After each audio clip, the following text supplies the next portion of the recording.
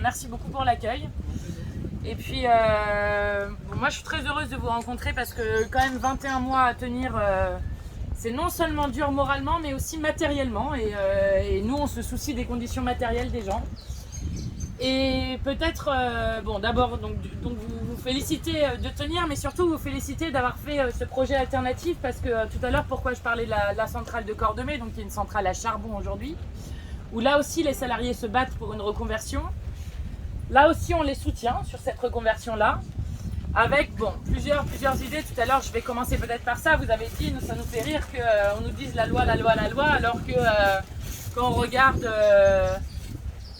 et notamment c'est ce qu'on dit tout à l'heure, je voyais une soignante suspendue qui me disait moi j'ai 0 € sur ma fiche de paie à la fin du mois.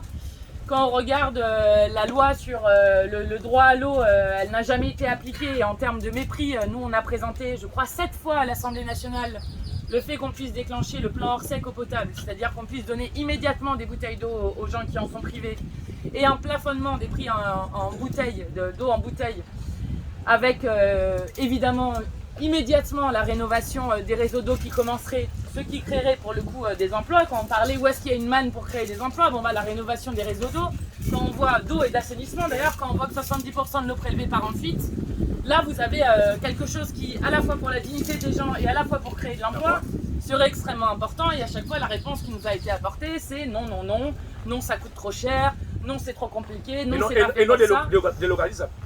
Et non délocalisable, évidemment. De même que sur la question des soignants, nous on a dénoncé l'envoi du GIGN et du RAID face aux revendications qu'il y avait de dignité sur la question de la vie chère, sur la question de la maltraitance sanitaire, et là j'utilise les termes d'un médecin qui était venu aider pendant la première vague, et des années de sous-investissement qui, en plus de ça, donnent à la fin que des soignants, c'est absurde à un point, que des soignants vaccinés mais positifs au Covid doivent continuer à aller travailler, mais des soignants non vaccinés et négatifs ne peuvent plus aller travailler, n'ont plus aucun moyen de subsistance, de même que des pompiers non vaccinés ne peuvent pas aller travailler, mais lorsqu'ils sont réquisitionnés, du coup, peuvent aller travailler.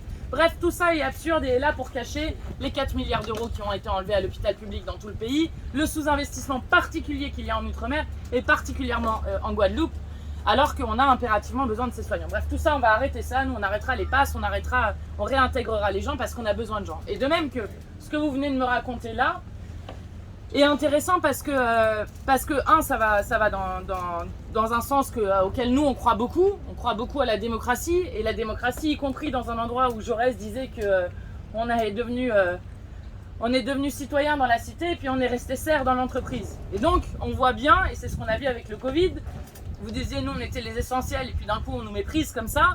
On voit bien avec le Covid que celles et ceux qui connaissent le mieux leur outil de travail, la manière dont on peut le réorienter, c'est justement vous.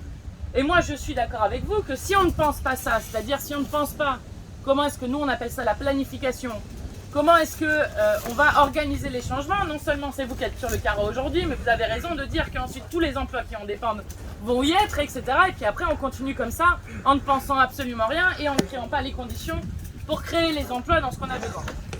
Là où moi je vous rejoins totalement, c'est la question à la fois de l'autonomie énergétique, parce qu'on le sait qu'on va être obligé de sortir des fossiles, du charbon. On sait que en Guadeloupe, je crois que vous y êtes dépendant à 80%, et on voit bien quand il y a des ruptures, et tout le monde le comprend bien avec le Covid, quand il y a des ruptures d'approvisionnement, que ça ne fonctionne plus.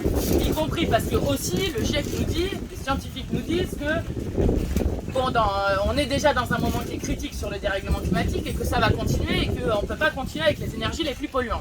Bon, ça c'est un point sur lequel on sait qu'il faut qu'on avance. Là où je vous rejoins aussi, c'est de dire qu'on ne peut pas mettre tous les œufs dans le même panier. Si c'est pour faire soit du tout nucléaire à décider tout seul, comme est en train de le faire le président Macron, ou si c'est pour ne pas se soucier du tout des gens qui sont là, des compétences qu'ils ont, parce que vous avez des compétences qu'on peut utiliser. Ça c'est pas possible de réfléchir comme ça. Et du coup, moi j'aime ce que vous avez dit sur le bioliquide en mettant les conditions. Parce que si on pense l'autonomie alimentaire aussi, la question c'est pas qu'on fasse attendez, je reprends ce que vous m'avez... Le colza uniquement, que du coup toutes les terres en Guadeloupe se retrouvent avec du colza, ou finalement on utilise toutes les terres agricoles pour faire du colza, pour faire de l'énergie. Ça serait absurde. Et j'ai aimé que vous mettiez cette condition-là en disant évidemment comme condition de le faire pour n'utiliser pas les terres agricoles qui sont saines. Bon, d'ailleurs, il faudrait terminer la cartographie de ça, mais bon, passons.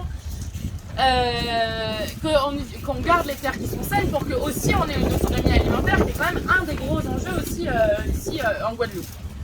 Donc, nous, sur la question que vous vous posez, c'est comment est-ce qu'on peut aider immédiatement. Alors, évidemment, je pourrais interpeller moi aussi Barbara Pompili. D'ailleurs, je peux le faire.